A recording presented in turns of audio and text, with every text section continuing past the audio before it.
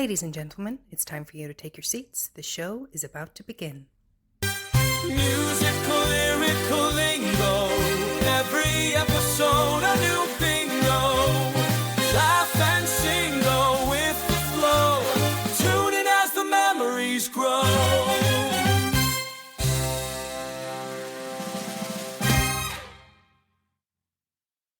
Hello and welcome to Musical Lyrical Lingo. We're your hosts, Tim and LJ. Today and every week we will be discussing musicals, but specifically what they taught us. You forgot your name there, didn't I forgot who I was, where I was, and what I was doing.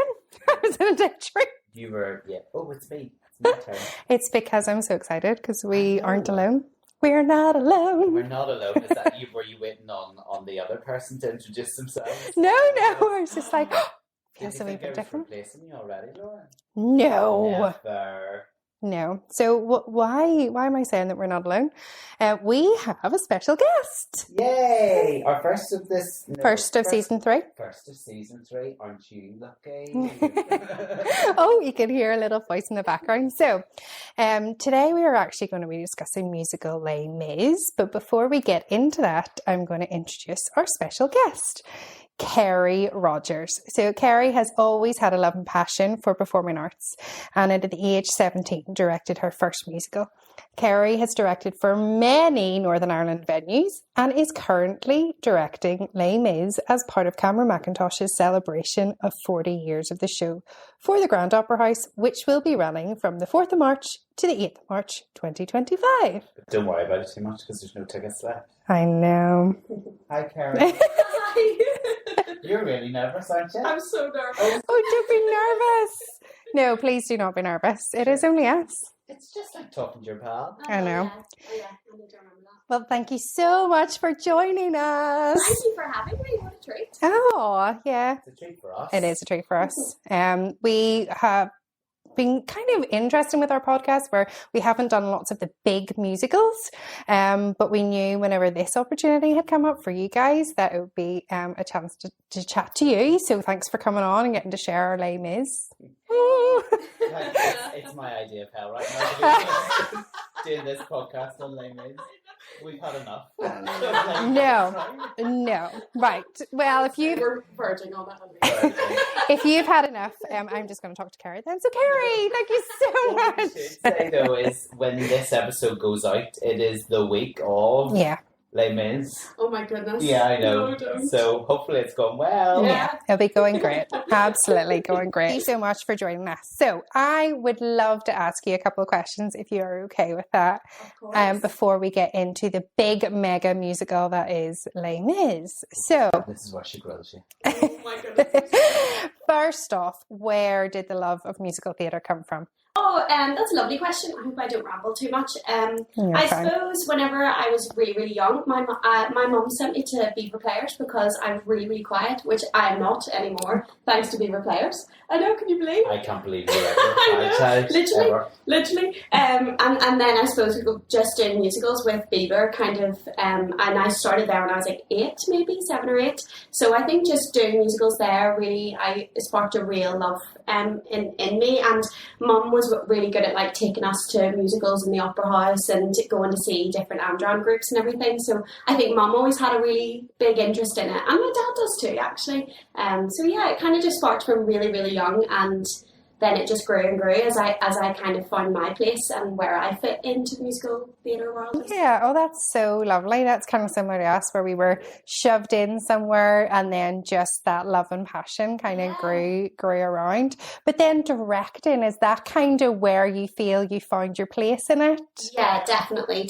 So I think it'll be the same as you two. Like whenever you're growing up in it, you don't really have a choice, especially when you're wee, to do anything but perform. Mm-hmm. And while I did love it, and like I've made some of my best friends that I still have now in Beaver Players and everything, there was definitely an element of this isn't quite right. Like I got so nervous and like painfully so, not like normally so, and I kind of wanted to have a little bit more control, I think, over yeah. I knew that word. a little bit more creative control, I think. And so whenever I kind of got the opportunity I was asked to direct by friends, and I took the opportunity to do it, and I just loved it. It felt like that fitted me, and I was not great at the start, but I learned a lot from doing that, and I think that's where I kind of was able to start finding my voice and finding who I was within musical theatre, and I loved it so much more because I loved musical theatre always. I loved everything about it, but yeah, just finding where I fit into it took a little bit longer. Okay. That's really exciting. So what about your friendship then between the two of you? How did you meet?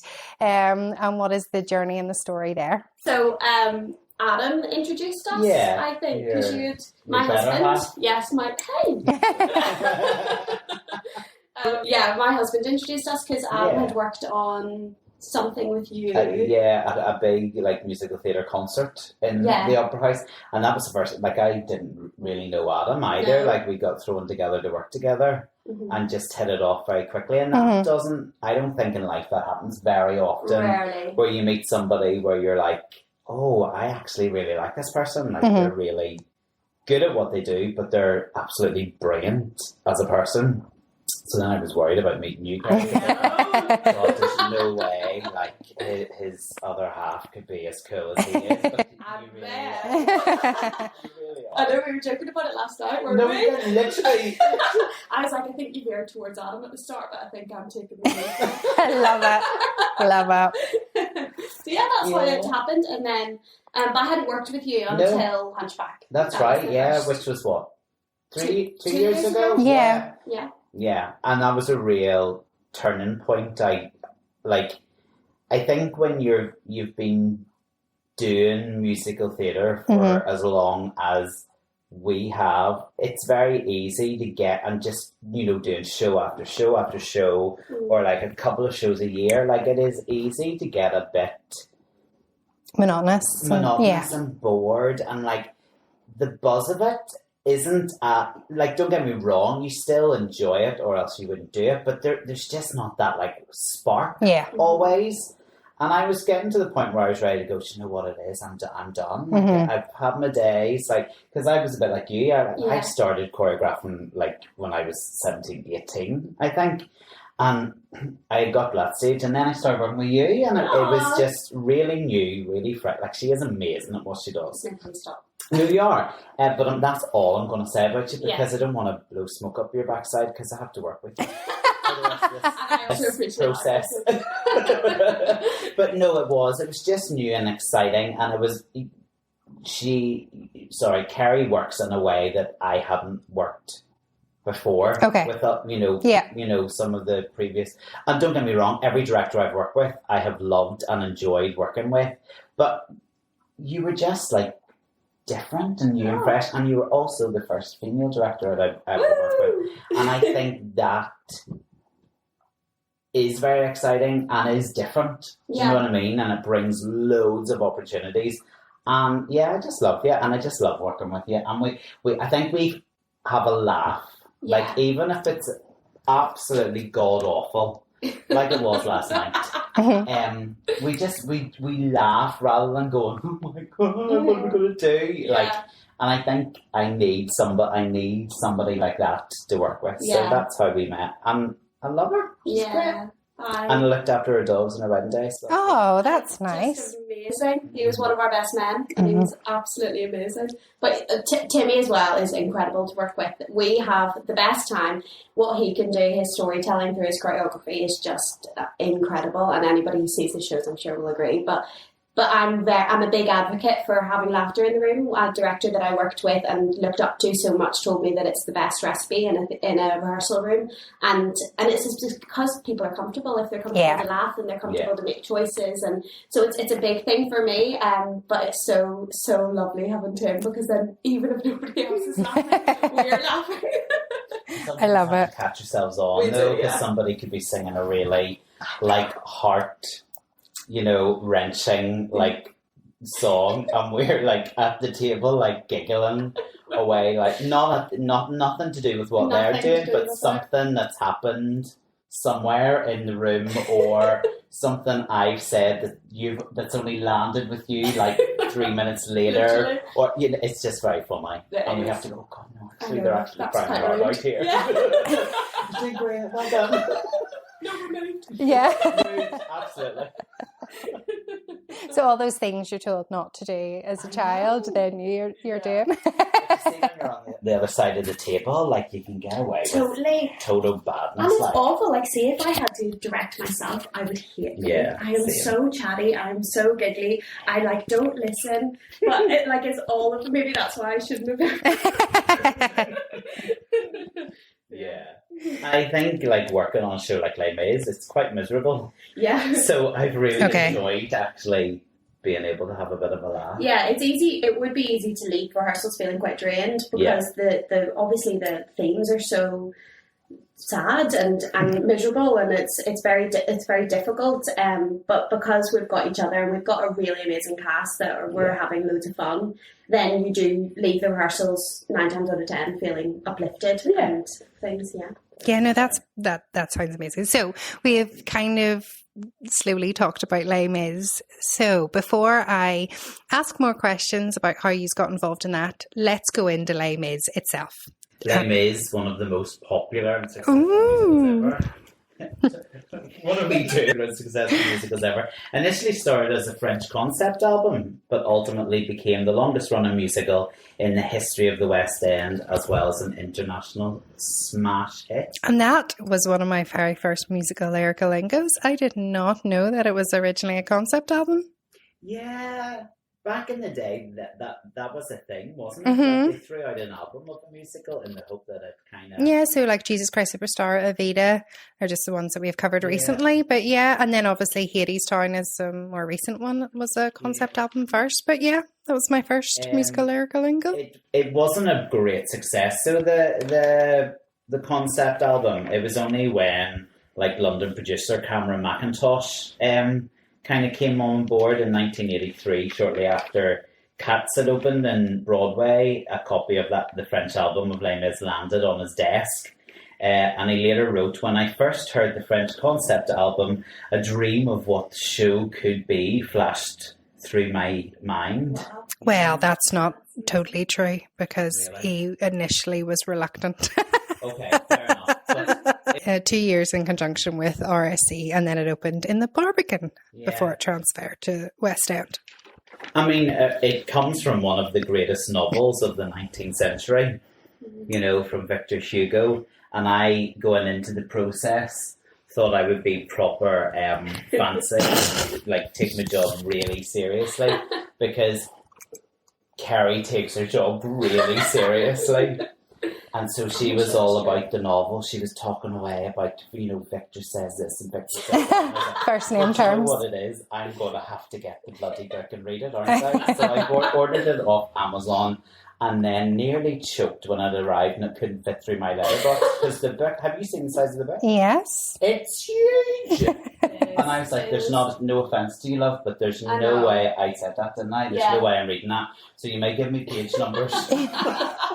Spark notes. Because every so often in the rehearsal she'll go, and he's, you know, he describes his character and then like blurts out this, and I'm like, yeah, I've read that bit too. Yeah. So yeah, I mean, Victor Hugo, what a legend. Yeah, Just absolutely. if he could like summarise the story in a few less chapters. Well, that'd be that's great. kind of what the musical has done, isn't it? Well, that's A musical. It is true, yeah. Yeah, so you had said it premiered in Paris in 1980, and that was directed by, am I saying this right, Robert Hassian? Yeah. Yeah.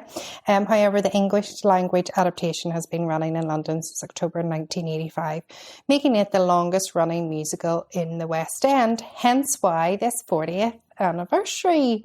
Yeah. So, I mean, Cameron loves a good old anniversary, doesn't he? So, like, Yeah. for the 25th anniversary, they did all these fabulous, like, concerty versions. Even like it's been from the 10th, Yeah. 20th, 25th, yeah. So he loves a good old anniversary.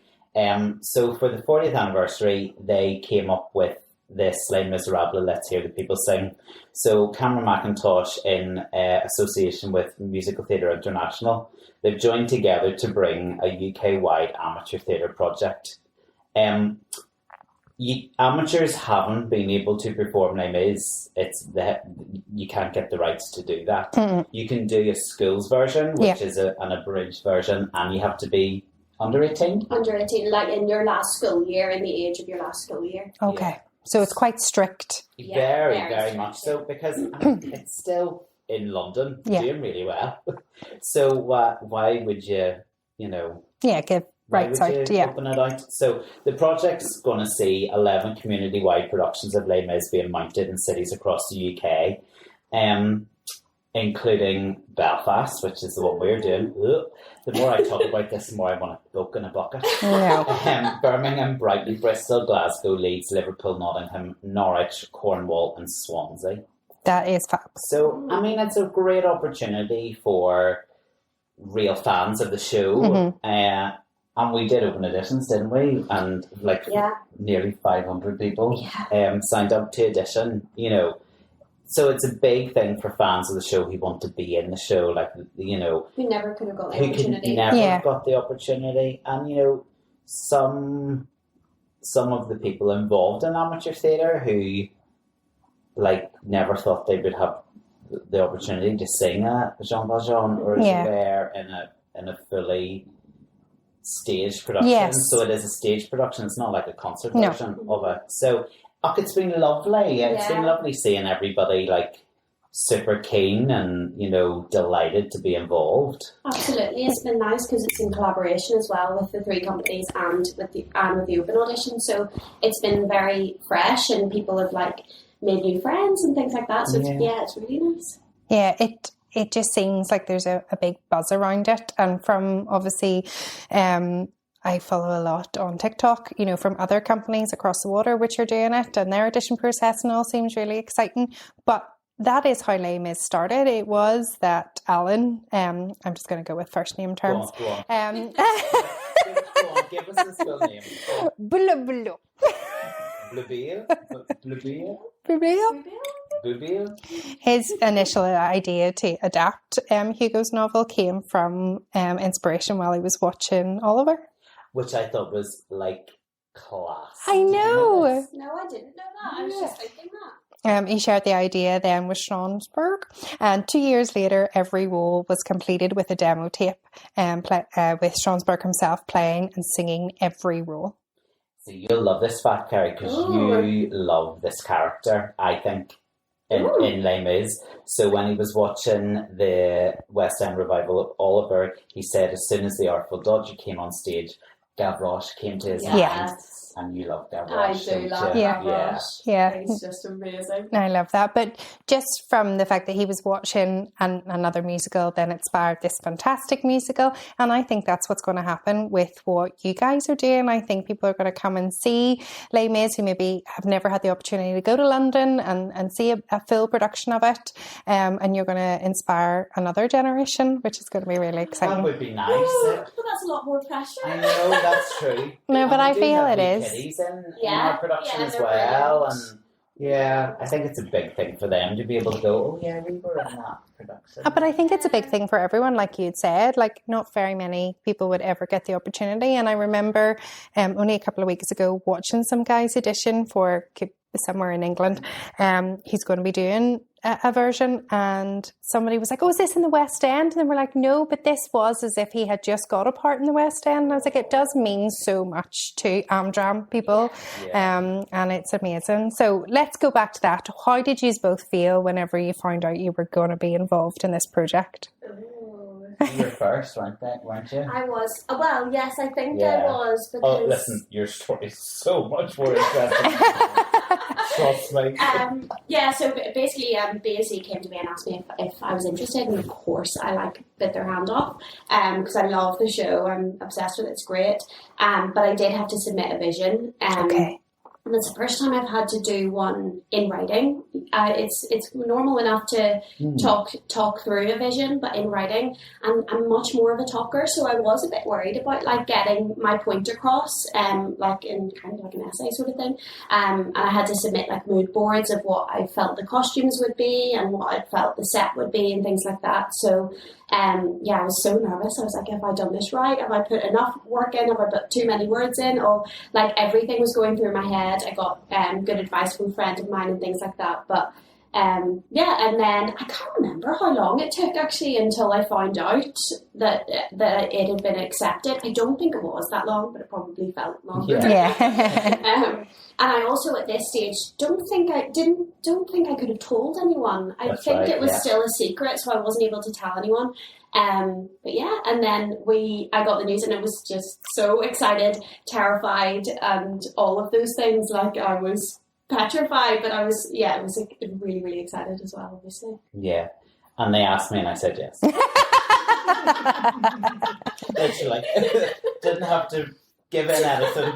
I know I was There's the only no one. homework essay for me. Yeah, I was the only one that had to Yeah. submit something. That was terrifying, but it was actually kind of good because then it's like it's been okayed. Yes. You know what I mean? Yeah. It kind of settled me a little bit. I was like, okay, so I'm not going to do anything that they're going to be really, really cross at. Yeah. Yeah. Or like Or get halfway through a vision that you maybe had, and then Yeah. somebody say, actually, no, you can't do that. If you Yeah. were able to lay everything out and Exactly and then that, get that exactly. approval. And they're also they were very clear from the word go that it can't be a replica Amazing. of what's going on in London. Like it has to be an original, Mhm. Yeah. version of the story, of Les Mis. So And that's something I wanted to ask you about, Kerry. Like, how does that feel as a director, knowing that you've got this piece of theatre which lots of people know about, and there's certain elements of it which are really memorable, and you could just show a non-theatre goer and they would know it comes from Les Mis. So how was that, knowing that you weren't going to be doing a complete replica and you did have a little bit of creative control over your version? Yeah, well, I think I'm quite difficult in ways because I rarely replicate, and not because I think if the first is bad by any means, but I really do try. it's just not you. Yeah, I do try to kind of keep my own brain on it, and it's kind of like I haven't went to see it or anything like that since I found out, because apart from the arena, because it was very different. It was obviously a concert version, so it felt very different. It was absolutely incredible. But I would never want to unconsciously pick something up. I want it to kind of come from my brain. I want it to feel authentic, not to me, but authentic to the process and things like that. So yeah, it's nice to have the freedom to not have to replicate. To me, I would never like to, but I suppose there's always going to be worries in the back of your head, like always, are people going to be like, why is this like this? Why this wasn't like this in the show, and this wasn't like this in the show? And And there was a few things early on, wasn't there? There Processes was. of, are you having this? Or what about that? And everything was, an iconic Les Mis moment or an iconic Les Mis prop. And a lot of that a lot of it is not there. Yeah. Do you know what I mean? And it's like, no, it's not in our version. Yeah. And at the beginning, it made my tummy churn every time I said it. But the more I got into the process, I was like, nah, stuff it. We don't need that. Yeah. Like, what we've got is different, and it's yours, and and I think it's nice. The story is so vast, and there's so many layers to the story, so many little stories going on within the piece, that you can't load it with too much convolution. Is that a word? You can't make it convoluted with adding, I don't know, setting it on Mars or something like that. So I didn't need to think how are we going to do this? Like, the story is important enough, it's good enough, it lives in its own entity. So I wasn't reinventing the wheel by any means, but it needed to feel authentic to me, for me to really have the passion in it, which I have. And authentic. It's authentic. Authentic. It is authentic to me, I think. I just hope it'll come together. It's amazing. At this point, brilliant. when this goes out, it's too late. No, it will be. I'm kind of laughing. If Lauren had asked these questions even a month ago, I think we'd both be on the floor crying, rocking back and forward. But now we're too far in that we can't even reassess it. It will be. So for those that maybe are listening that don't necessarily know what Les Mis is about, it is the story of Jean Valjean, a French peasant who is released from jail after stealing a loaf of bread. Valjean? Oh gosh. That was me at the beginning of the rehearsal processes. How do you say that?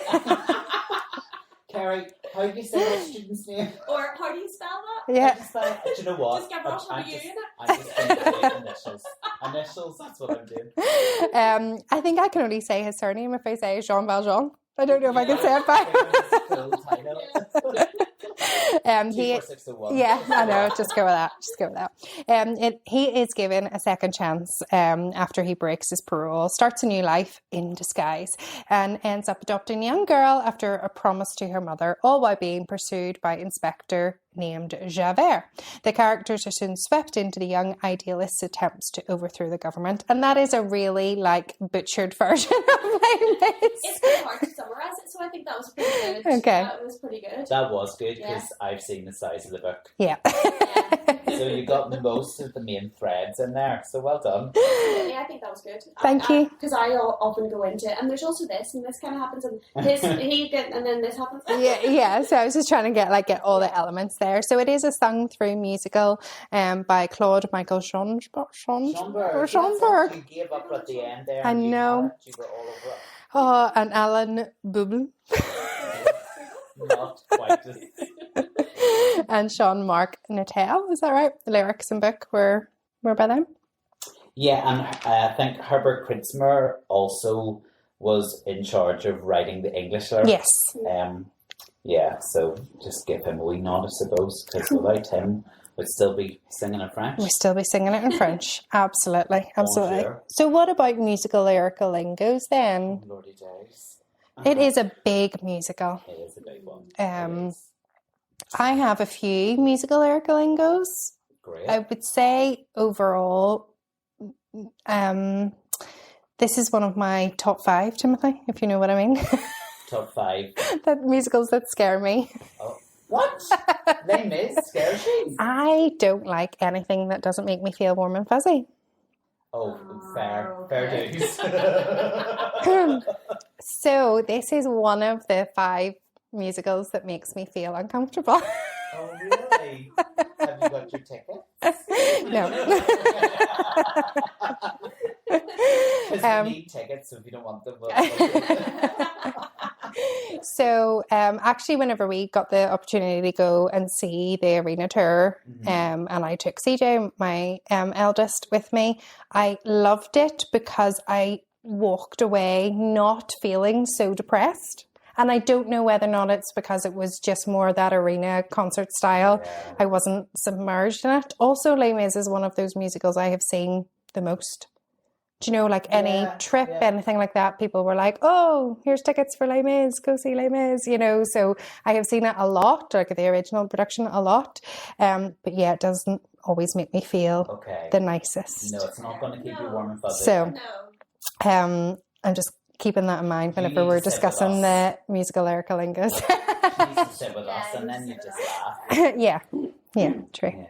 Yeah. Yeah, a lot of it is really Yeah. One of the things I learned when researching actually for the podcast were the changes that were made Okay. as the show developed from obviously that initial French concept album to Cameron getting involved, and it continued to develop after Macintosh came on board. And he explained in an interview that Stars was actually written originally for Javert, Oh, because the original Javert, did you know this? Stars is Roger. sung by Javert. Oh, sorry. Yes, Yeah, sorry. So, yes. Oh, goodness me. I'm just too It's tired. okay. That's like, So, what? yeah, Stars was written because the original Javert, Roger Allen, had pointed out that his character needed to express why he was so driven. So then they wrote Stars in, which makes sense, doesn't it? Oh, yeah. And then On My Own, this was the one. On My Own had originally been a song for Fontaine called L'air de la miserie. I Oh, think I've pronounced that. I mean, it's been a long time since I did the GCSE French. But the creators then gave the song to Eponine so that Fontaine would not have like 2 big ballads in a row just before she died. That was a bit much for a bit much. excessive. Bit much. Yeah. There we go. Okay. That's really interesting. I know. I did not know that. One of the biggest things I've learned about the musical, and it was from Kerry when we started talking about this, was just how important a role the bishop played. Yes. And you kind of, because in the musical, he's there at the beginning and then he disappears. Do you know what I mean? So he's got like one scene, doesn't he? Like several bars, pretty much. But that line he sings, but remember this, my brother, that there is some higher plan, you know, and how you've incorporated that into our production. We won't say too much. But yeah, it was only when you pointed it out to me, I went, oh yeah, actually. And then when I did go, I keep going back to my book, because I, honest to goodness, you don't understand the specs. Did you ever get past the Bishop pages? Well, this is the problem. I started reading it, and I was about a page 525 in, and it was still all about the Bishop. Right, okay. And I went, Kerry, when did we move past the Bishop bit? Because Really I'm interesting. still I going. think actually watching it recently with a more of an adult view, yeah, I think the Bishop is like a key character. He But is. I think as you get older and you understand more things, you're like, it was this person's grace that meant that, you know, then Cosette was able to have a better life. Do you know what I mean? Like from literally one person showing kindness, then that impacted a lot of people. I love that in it, and I think he is the turning point. And Victor Hugo talks about, I will not remember the actual quote. You will. You're going to remember. I won't remember the actual one, but it's something about like, darkness isn't in those who committed the sin, it's in those who didn't help people get out of the darkness, or Love something it. like that. But it's basically saying that, you know, those who are in jail aren't the problem. It's the fact that they were so impoverished that they had to commit sin, or maybe they were so uneducated that they committed sin. So it's actually of the, you know, the upper class or whatever, who haven't put the effort into helping those. He talks a lot about as well, if a school door opens, that a jail door closes. So basically, like, the more education that people can get, the less likely they're going to go into jail and things like that. But it's all about just being gracious to others. That's, I think, the message that Victor Hugo says in so many of his works. It's just like, if you do good to others, then good will come of it. Yeah. And I think it's so beautifully shown through Valjean, and it's so beautifully shown in the show that just be nice. Be nice, be kind, and love for love's sake, not because of, you know, staunch views and things and being inflexible. No, and that is nice, and that's maybe where I'm wondering, is that maybe why I didn't feel so heavy after watching it as an adult with my daughter, because I could see all of those nice, key, sort of loving moments in it, rather than watching it when I was much younger and just seeing death. Yeah. And that's all I really remember Les Mis being. I Death. get that too, because you blink and you miss the Bishop. Yeah. You know. And you don't, and like, because it should be uplifting at the end, but it's hard for it to be uplifting because most of the characters have died. Yes. So that it's hard to, but it is, you know, what happens in the end. Is this a spoiler? Should I say this? No, everyone knows. Yeah. Everyone knows the show, right? Yeah. Yeah, like we see Valjean be taken into the light by these people that he helped and were kind to, and I think that's really lovely. Like, he had a really hard life, and then there's something amazing about, but don't worry, because that's not the end. So it should be uplifting. Hopefully it's uplifting, but I can see like everyone. They all did. Yeah, only the villains come out alive. Yeah. So in that very first song in Les Mis, there's the mention of the mark of Cain, and obviously, if you know the Bible, that is the mark of God to protect him from murder. But it also, I didn't know this, that the Hebrew word for mark is ot, which is OT, which can mean sign, omen, or warning. So whenever you look at the translation, then it actually, that line from Les Mis is like, he did have this like big warning sign on him when he left. Yeah. So That's really cool. yeah, and then like a cur, C-U-R, I walk the street. I didn't know that was a mongrel, a dog. But animals play a really important part. They do. Oh. I love it when she goes off with her animal rant. I know. Go. I know, all the cast are fed up. Yeah, I love it. No, they do. So Victor Hugo again. See, I'm a big reader. It's not because I just love reading. Mm-hmm. She read every page of that. Love it. I did, but to be fair, I read it when I first directed it when I was 19 or whatever. I've just been recapping. I haven't reread it all again recently. There's loads of animal imagery. So Valjean is described at the start. I think he's a dog that's been beaten, or yes, a dog that's been beaten, or a wolf that's been beaten, or whatever. And he's like encaged, and he's like a wild animal basically. And then he becomes like a lion as he becomes protective and all of these things. And we talked a lot about it with our cast, because I think what you can get out of that is so interesting. And I don't make them walk around like lions or anything. No, but they can take the characteristics of that. Exactly. It was really interesting, because then Javert is described a lot as like a hound. He's like he's like a wolf hound, that sort of thing, where he's just finding his prey, and that's something really exciting to play on as well.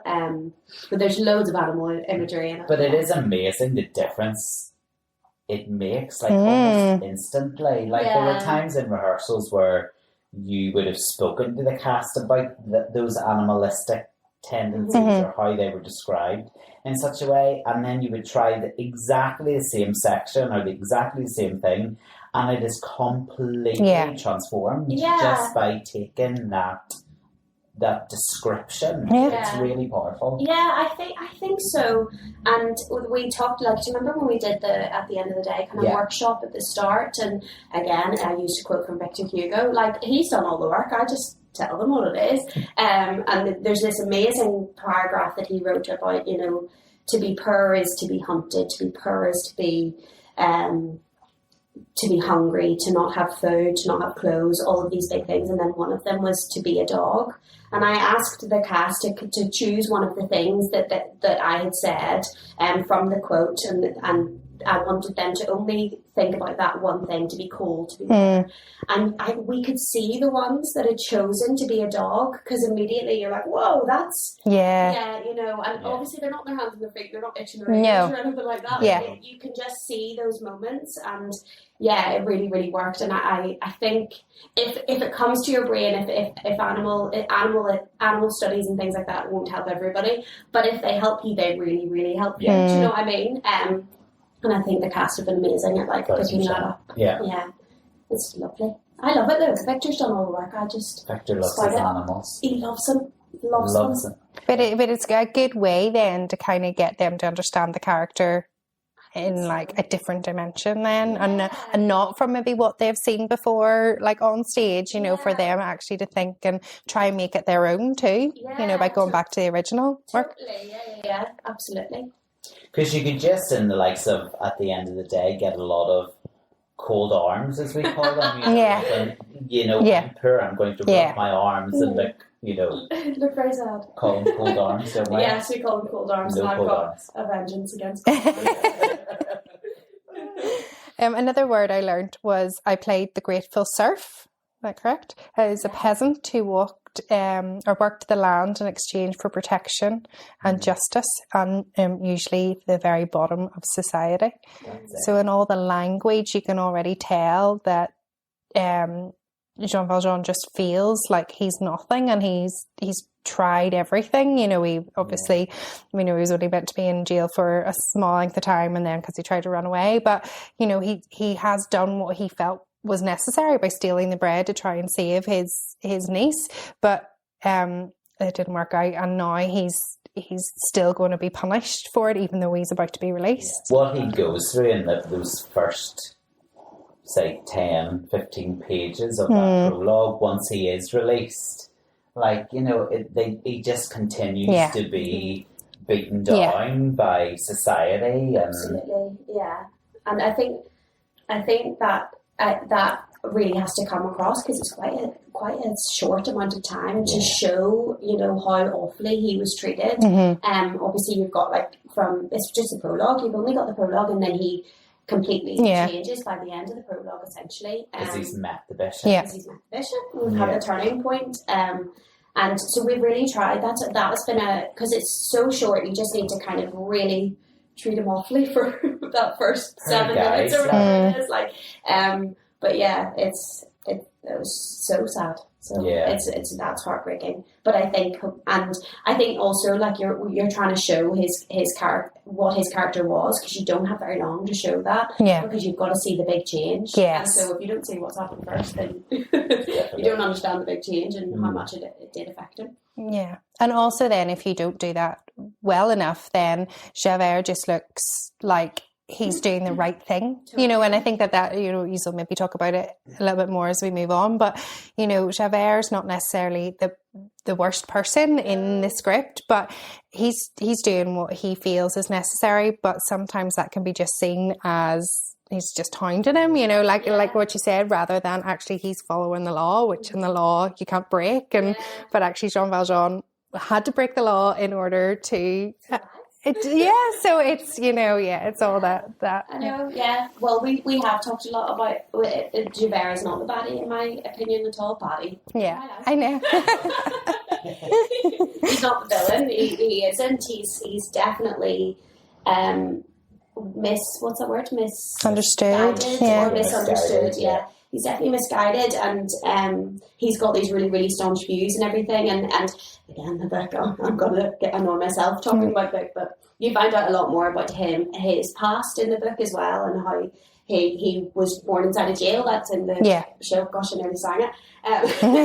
Because his mum was a prostitute and things like that. So then you kind of see his reaction to Fontaine is so much more different, because you're like, you've got this kind of backstory, and so you can see he was fighting his whole life to get into a different place in society as well. So he's definitely not the villain. He just went about it in a completely misguided way, and I think that's definitely one of the themes for in the show, is that like you have to allow yourself to be flexible to forgiveness. You have to see the light in the shade, and he is just so black and white. And and that's his downfall is the fact he's so black and white. Totally, and that's why what happens.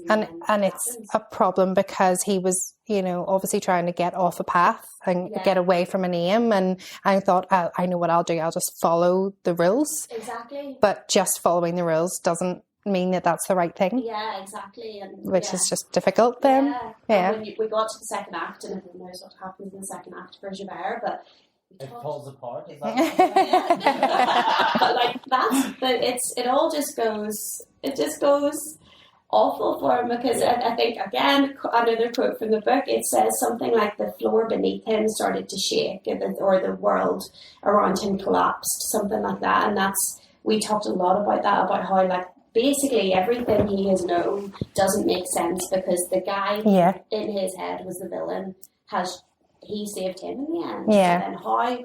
Because that doesn't work in a black and white world. Yeah. So, so I love his journey. Is really it's amazing to watch. Like the Javert's journey is so interesting, because you don't know whether you like him. You don't know, and then at the end you're like, oh shit, I feel so awful. Yeah. Maybe not everybody feels that way, but I definitely do. No, so. And I think my opinion of him has changed working on the show. Okay. Yeah, big time. Yeah, it's interesting. I think definitely we've said this a lot with musicals. It depends on what head or space that you come to them. You know, sometimes if you're first introduced to something whenever you're little, it can have a different meaning, and then whenever you look at it with like fresh eyes, or in a modern society or something like that, then it takes on a whole new meaning. So I suppose for you guys, being like submerging yourselves in it, you are discovering way more than what you ever would from just watching and listening. The different layers. It's like an onion at times. Do you know what I mean? Like you just peel off the layer, layer after layer after layer. Yeah, really, really interesting. And then also at the same time, on a very like shallow level, like words like bagatelle or santé, you know, all of those, like just the language. Yes, you know what I mean? Like, and the docs are lovely ladies. And do you remember when we first we were like, I don't know how I feel about choreographing prostitutes. Okay. It was I was very shy that first rehearsal. I was like, I feel really uncomfortable.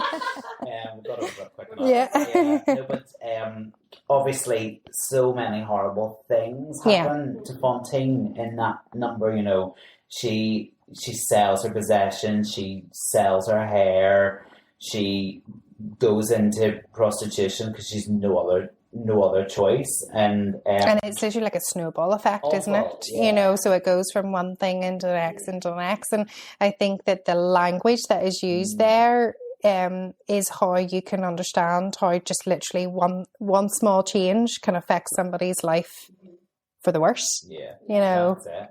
The old woman sings, "Come here, my dear, let's see this trinket you wear, this bagatelle," and a bagatelle slang for something, especially an amount of money that's actually quite small and not important. Yeah. Trinket sort of thing, It's worth a centime, my dear. Monetary equivalent to 1/100th of a franc. Oh my goodness, when you turned to me there, I thought you were going to ask me what it means. I was like, I don't know how, I know it's money, but I don't It's know. money. Another favourite of mine's Master of the House, because actually it's a wee bit of like relief for a couple of minutes, isn't it? Yeah. And we do have fun. Like we took the opportunity to properly just go a bit mad with it. We said we need to prove that Belfast knows what a pub's like. That's exactly it. And they sing, "Customers appreciate a bon viveur, a person who enjoys a sociable and luxurious lifestyle, ready to relieve them of a sou or two, SOU, and that's another former French coin of low value. Everybody's boon companion, BOON. What did we bring boon up with? Oh my goodness, this happens all the time. Like usually we pair. It was in cabaret. That's it. Oh, Like how do we do this all the time? No, It's so strange. And a close friend with whom one enjoys spending time. Yeah, for benefit or favour. Well, yes, there's plenty of benefit and favour going on in Master of the House, isn't there? Yeah. They sing, "Lock up your valises, a small travelling bag or suitcase." Yeah. I like this line. "Cunning little brain, regular Voltaire." Voltaire was a French writer, historian and philosopher. Oh, go. Yeah, great song. Really good. We did enjoy doing that. It was just a bit like, we can breathe Yeah. a bit. And I think that's where, because it is so dark and heavy, that a lot of people then miss that they are the villains of the story, you know, because you've got the comedy elements that they just go, oh, it's great, you know, and everybody needs a wee bit of light relief, but actually they are hateful, horrible people. I think it's so clever though, isn't it? Because you were completely endeared to them then to begin with. Yeah. Even, like you're like, oh gosh, no, you do meet Madame T first, Yes. and you're a bit like, oh gosh, she's horrible. Yeah. But then you have to be endeared to them because they're funny. They're the first thing not the first thing, but one of the first things that really makes you laugh, and so you have to be endeared to them, and then you have to check yourself for being endeared to them whenever you kind of find out what they're like, and that's really good theatre when you have to look at yourself, take a long hard look at yourself. Yeah, absolutely. That's great. Any other learnings from either of you? I mean, I've loads, but I don't want to bore our listeners, to be quite honest with you. I thought one thing that I thought was really interesting.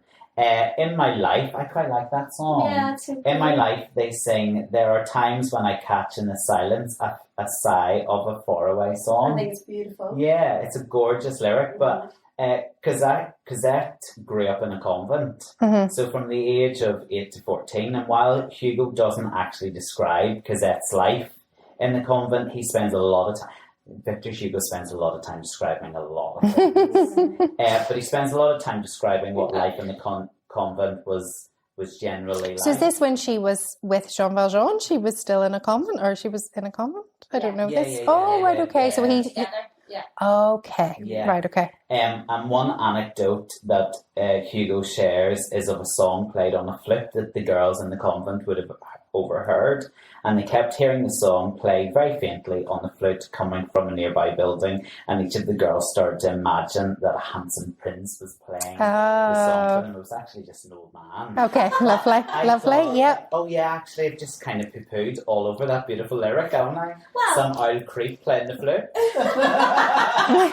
I just realised what I've done, but it is. I think it's a beautiful lyric and a nice nod to the original text. Yeah, definitely. I mean, the main thing I learned about this show was how to say the bloody names. Okay, yeah, there's a lot, and they The are in students French. in particular, holy combeferre, Grantier,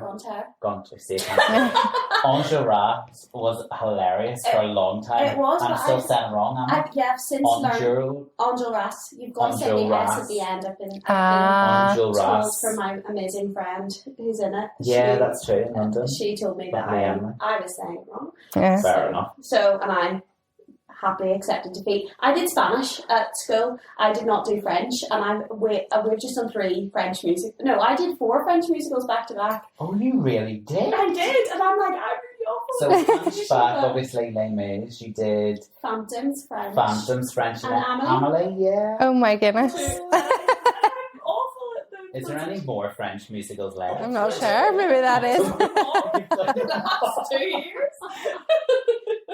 Time to move on to Yeah. Italian musicals. Is there any? Oh, An American in Paris. An American? I haven't done that yet. That's next. Don't bother asking me. Thank you. Do you have any musical lyrical lingo? Anything you learned from Les Misérables? I just what I was going to say to you earlier when you asked me this, because I have to say I didn't do additional research. I'm very, very sorry. Like into the background of it. I suppose like it's very, very deep. What I learned from it, I suppose, because I did come at it at a very young age, and then I got very obsessed quite quickly. I suppose it's just the what Victor Hugo's message was, and what hopefully audiences do leave learning is that just be kind and love the right way. And I do think that it is something I'm particularly interested, not particularly, I love all the characters, but whenever I was reading the book, I remember really understanding Marius a lot more. And I think in the book you kind of understand he's very he was born he lived with his grandfather, but he was his dad was a like revolutionary kind of person, and so he's kind of immediately in this kind of world where he can't make a decision because his grandfather was this amazing really, really rich guy. What's the word for that? Really, really rich guy. A really, really rich guy in the hierarchy. Aristocrat. Exactly, in the aristocracy. And so he was already divided, and he didn't know how to kind of go forward with that. And then even in the students, you can see that he continues to be divided with his love for cassette. And he's not as into. You see this indecisive nature. In him, and it's only really after everything happens and after he sees Eponine die and all of that. Oh, spoiler! People know. Oh my goodness, you see, if any of the listeners are listening to this our podcast about musical theatre and they don't know the story of Les Mis, there's a film out there. There's plenty of concert versions. I mean, Eponine dies in song, so I mean that's not a spoiler. That's true. Yeah, that's true. She sings about dying. She's singing. Like most of them, she dies. She's singing while she dies. Yeah. Sorry, what were you saying? See this like really indecisive guy, and he can't make a decision because his whole world from a very young age has been completely divided. And I think there's something I learnt about whenever I read it, and then since on watching it is kind of just like, give yourself a break, because I definitely couldn't find my way like whenever I was younger, and I suppose I learned that it's okay to take your time to get to it. And oh gosh, hopefully you don't have to watch all your friends die, but no, to get to there. But like I definitely related to feeling quite like, where do I fit in all of these? I suppose wanting to make the right decision, you feel that pressure from a young age, don't you? Like because you've got pressure from outside society and whatever. But you're like, if I go down this path, is it the wrong path, or is it the right path, or am I going to be missing out on something else? But I suppose just knowing that you can change at any point and you've got that freedom to change, and it's okay to make mistakes and learn from them. And I suppose he just doesn't know if he like goes one route, then he's cutting one side off, and if he goes that, then he's it's just difficult. Exactly that. So my mind's very deep. Yeah, no, not at all. And just, talking about the age thing and how you felt at that age, like what was lovely about it being an open edition and having nearly 500 people to choose from, when I think of our students are so closely matched in age to the student, and like all of those questions, and you know that you Exactly. just said, like Yeah. them questioning that themselves and Mhm. saying, like, some of them have really Yeah. thought about it. You can say, I nearly cried last night actually watching three of them. Aw. I have to tell you. Oh, tell me later. Yeah. I went, oh, that if someone in the audience is watching that bit, Yeah. then they've got their money's worth. So then, in Yeah. your opinion, Kerry, like what messages do you think the music class and the musical, because obviously some people can take lots of inspiration from the music alone and then the musical, what does it and what themes do you think the show is making? I know you've touched on it slightly, but with it. No. Yeah, it. I think at the heart of it all is love, and the musical and the book is very much considering God's love, and you can take it whichever way you that feels correct to you, in my opinion. But it is just being able to think of others before you think of yourself. And we talked a lot actually about how we didn't want to villainize the poor, especially, and at the end of the day, we didn't want to make them seem bad or evil or dark, Angry, Yes. and aggressive, and yeah, exactly. And of course, they're strong; they're absolutely strong. But we didn't want to villainize them by any means. I think it's just the biggest message, and it's something we talked about that is obvious to society now, is that if you can just give somebody a break, and if you can see the good in others, if you can forgive, then like the not to be super twee, but the world would be a better place. And the show finishes with a request to the audience. Well, in my opinion, I don't know if it's been true, but the way we have done it, the way I've done it is that we are asking, will you join in our crusade? You know, will you be strong and fight with me? And that's to the audience, because those messages are still very true in every country and every community. You have to fight for the little guy, and it's just like that quote, you know, it's not the sin, it's not the person who commits the sin, it's basically the people who have made them commit the sin, who have pushed them into the darkness, or who haven't let them get out of the darkness. And that is the main message for me, and it's shown really cleverly and really beautifully, especially through Valjean. But then you've got like Javert, who is like the representation, I suppose, of like a politician or somebody like that who is completely staunch, who can't see see the grey area, and it's just showing that if he had a little bit of more forgiveness, if he had any sort of flexibility, he would have had a better life. He would have turned out better. So it's not only like fight for us, but it's also fight for you. Yeah. It'll make you better. I think and that's it it. makes the endings so much more powerful. Yeah. Or rather than just a big, do you know what I mean? Like a big sing at the end of a musical where they've sung the whole way through. Do you know what I mean? Like it has a reason for it. There's a message behind it. Yeah, it's really good. Yeah. I always struggled when I was younger with the fact that Jean Valjean says to Javert, just give me 5 minutes. You know, like, it's not say I'll give you 5 minutes, but you know what I mean? I will be back. And I was always like, he doesn't come back. He's lying to him. Like, I always struggled with that until, you know, I got older and like was like, why would he go back? Like, why would he? You know, what he did in the first place wasn't wrong. So he doesn't have to give himself up. But I was always like, because I suppose I was younger and I was understanding that you have to follow the rules and following the rules are the right thing to do. Yeah. So I was like, Javert's just trying to take him back to jail.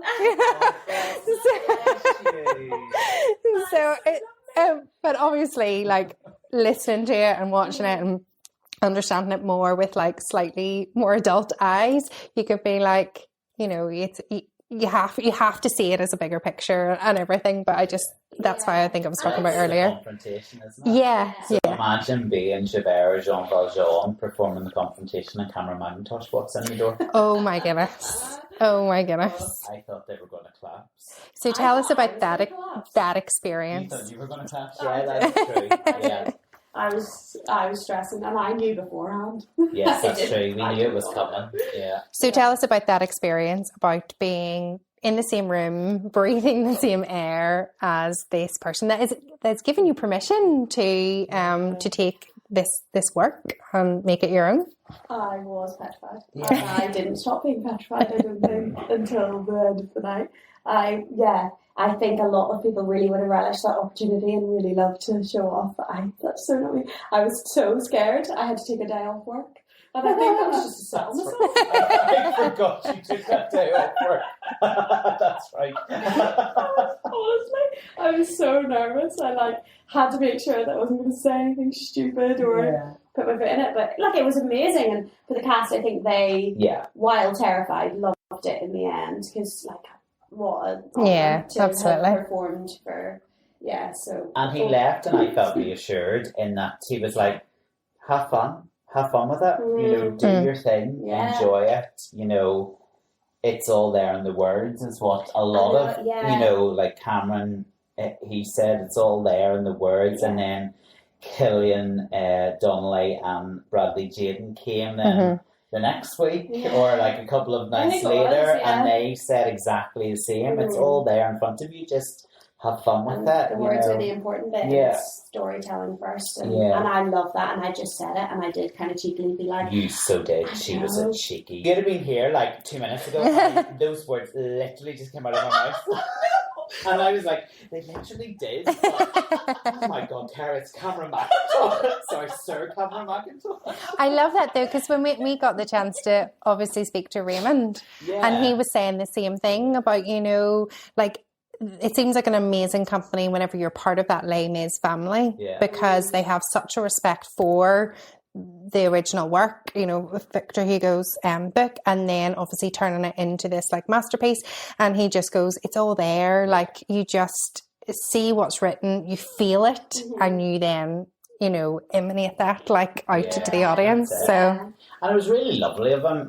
It happened because he was in Belfast, and the 40th anniversary worldwide arena tour was opening in Belfast that very week, and they had come to Belfast on the Monday, I think, and they were teching it that week, and he had half an hour between finishing some tech rehearsal and starting a dress rehearsal, and he nipped round the corner to see us, which was really it's Cameron McIntosh. He doesn't need to do that at all. No. But it was really nice. It was really, really amazing.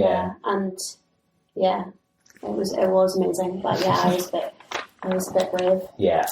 It was. Did I not do it in a cute way? Oh no, you never don't do anything in a cute way, to be honest, Kerry. You couldn't offend. No, not at all. It was very, very cute, but it was also hilarious. And it was also you kind of going, you hear that? You need to listen to me. Do you know what I'm talking about? Right, boys, listen up.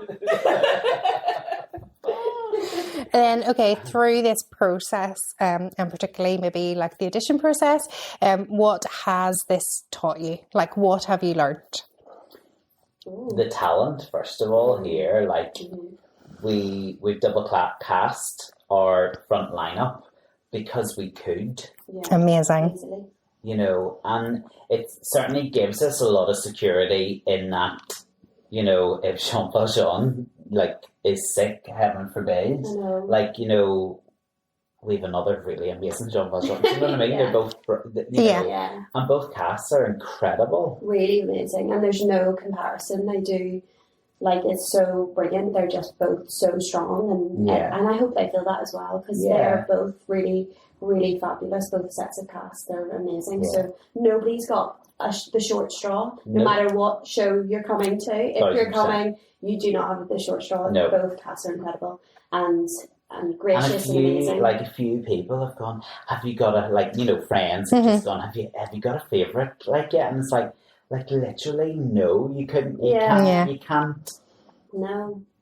Tell them apart. And what's been lovely, and Kerry was so clear about this from the word go. She was no carbon copy of each other, because they were called to all rehearsals. So even if we were working with cast A principals, cast B were there. Do you know what I mean? And it was don't compare yourself to each other. Don't copy what your counterpart does. You gotta do your version. Yeah, definitely. Well, I'm big into that, aren't I? You're massive into it, but I, the cynic in the room, was going, if I was sitting here, I'd probably, and like they do something really good, I'm probably just going to copy it. Do you know what I mean? But to be fair, they really haven't, and that's because you've instilled that in them. It's like an understudy, performing on the West End, for the first time they're going, well, this is maybe my opportunity to show what I could do with this part. Totally. It's just so lovely to see two people's Yes, really lovely. Yeah, with lovely.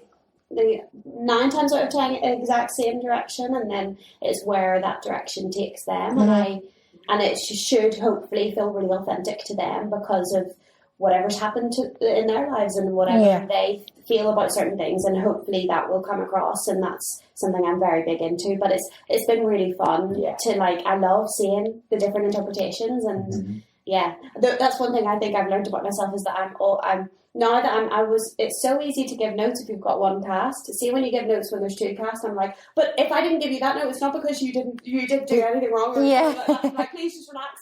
And it's like, actually, I need to relax. I don't think they were comparing themselves because, I want them to feel, both sets to feel really celebrated.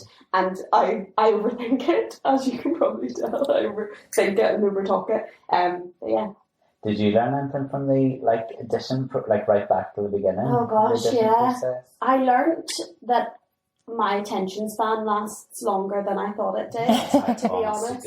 You did a lot. Yeah. And it was very intense as well, wasn't it? Yeah. No, I don't think you would accept that my attention span, sometimes I had to get up and walk around the room. Not during a rehearsal or an audition. No. But yeah, I did have to. If we had a wee 2-minute reprieve, I had to be up out of my seat. Yeah. But we're go for a walk around the building. Yeah. Just calm myself. It was intense. It was hearing intense, the same song that many times. Yeah. But I think, as you said, we're just saturated in here with incredible talent, and that's something. Yeah. I'm sure I learned more, but I can't think about it. Did I? I don't know. Yeah.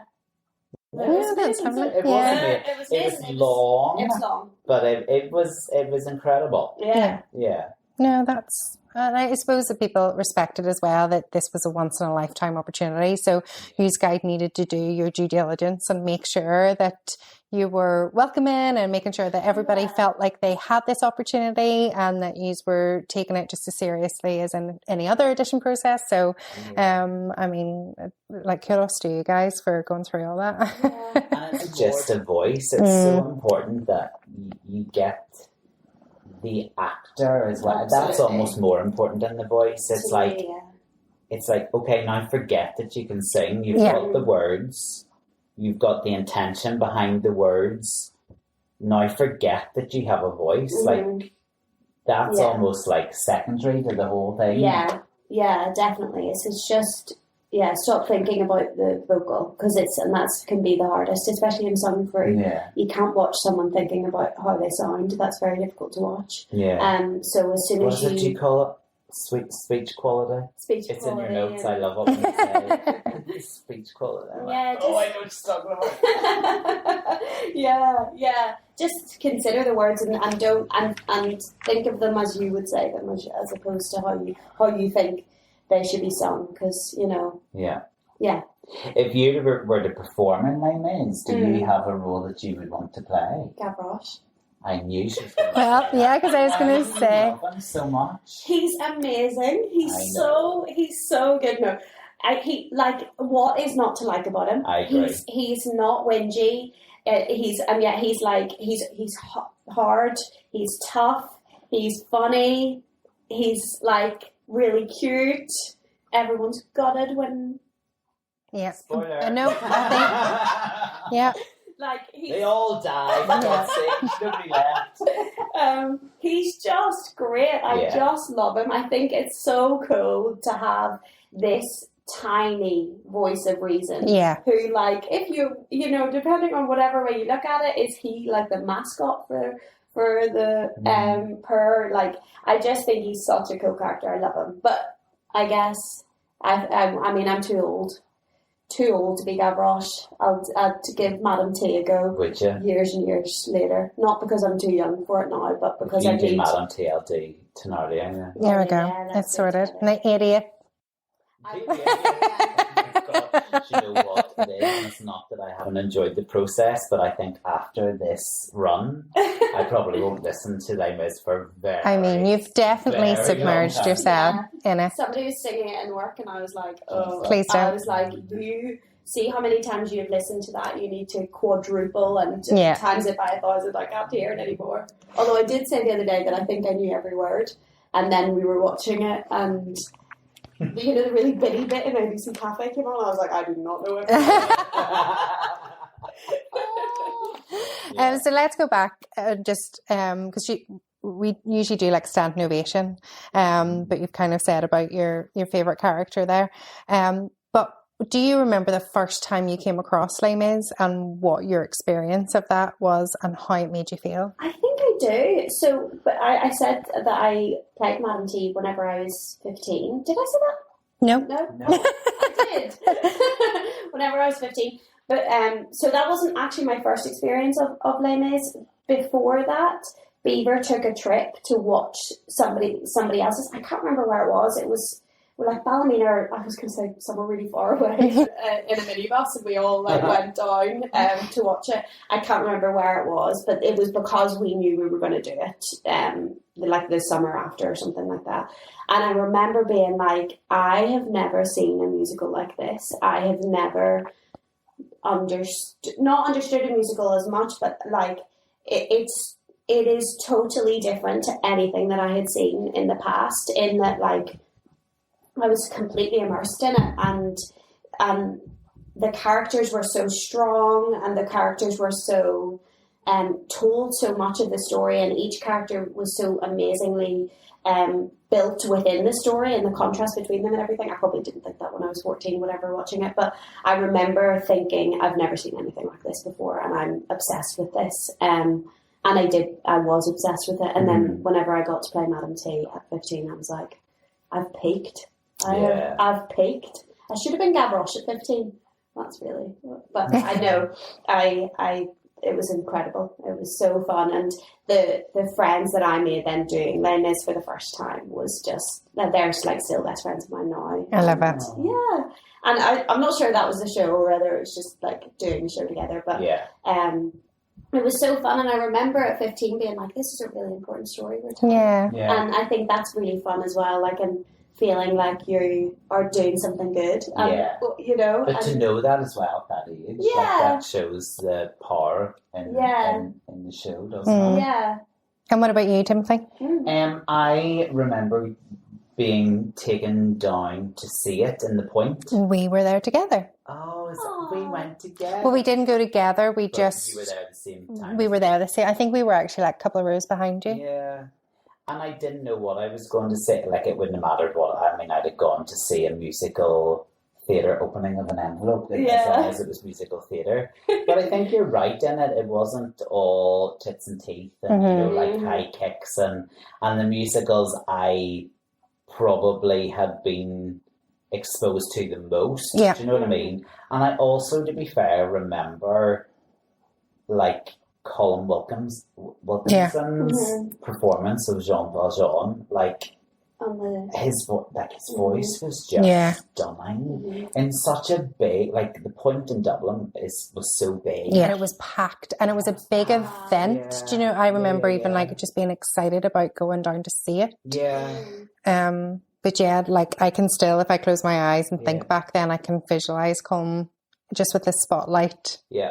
Singing "Bring Him Home." Wow. But then I also do remember when I was the stage school decided to do like as excerpts from it one year, and I was like, boring. Like, this is the worst section you could possibly do. It's so boring. And then I think that the stage school do it again many years later, and not sure. It was your sister Caitlin was playing the Dying Evening. Oh really? I don't remember that. Like, I remember was singing Little Fall of Rain, and I was singing Marius, random, and the piano player, who just so happened to be my father. I do. Like, about 4 octaves lower. So yes, and she's not there, and she was like, oh, that's right. Oh my goodness, I forgot about that. And does she not, like, I think there's a video of it, and she, like, gives your dad the eyes. And she's lying on the floor, like, dying, just side-eyeing, going, what are you doing? Oh my goodness, that's so funny. So there was that won't happen. No. In our production. No. Yes, I was the same. So I remember going down, but my first, like, memory of it was my mum and dad went to their honeymoon to London, and they went to the concierge and said, oh, is there any musicals on? My dad's not a big musical fan, but my mum was. And the concierge said, oh, you could go see Les Mis. It's about the French Revolution. And my mum went, absolutely not. I'm not going to see that. So they went to watch Basil the Great Mouse Detective instead, the Disney movie, which is so cute. And then I think my mum was like, I missed out the opportunity to see Les Mis. This is awful. So this was a big deal, us going, to the point. I remember it feeling very long. I was like, at the interval, I was like, we going home? Like, no, that's just the interval. Oh my gosh. And Caitlin, so there's 4.5 years between me and my sister, and she literally stayed awake until Castle on the Cloud and then fell asleep. Yeah, and then she fell asleep, and I just remember my dad being tortured, being like, oh my goodness, we are here. So yeah, it was that's one of mine. But then I got that CD, and we are now in my family home, so in my bedroom, which is now my son's bedroom, sitting by the window and like reenacting Little Fall of Rain, and like I can do that song to that CD, breaths and all. Know exactly when she goes.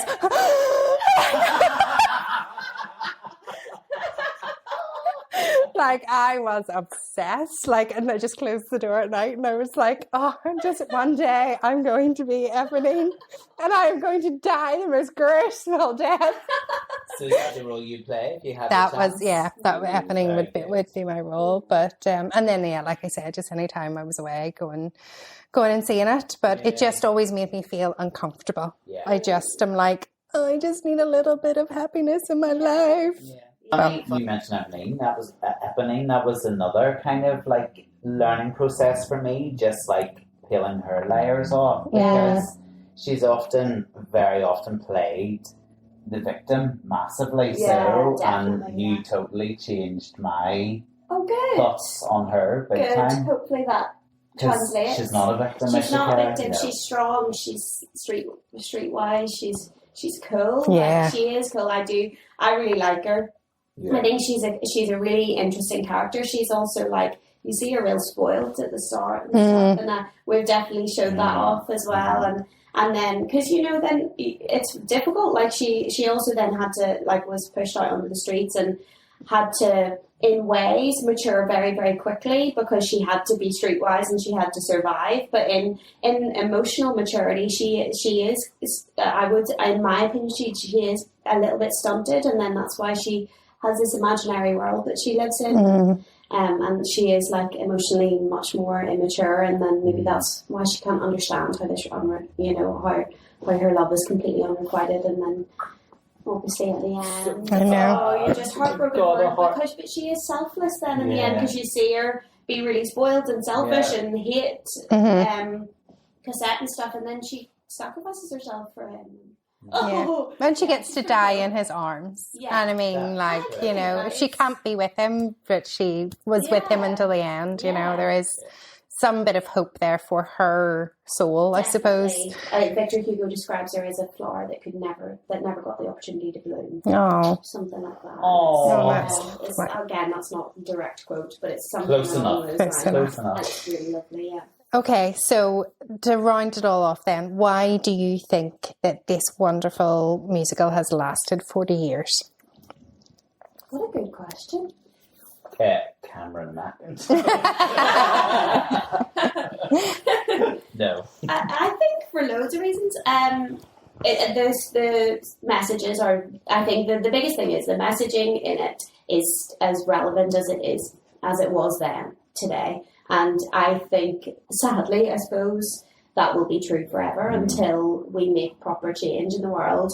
The messages will always be relevant to a society that hasn't quite perfected itself. Is that the nicest way of putting that?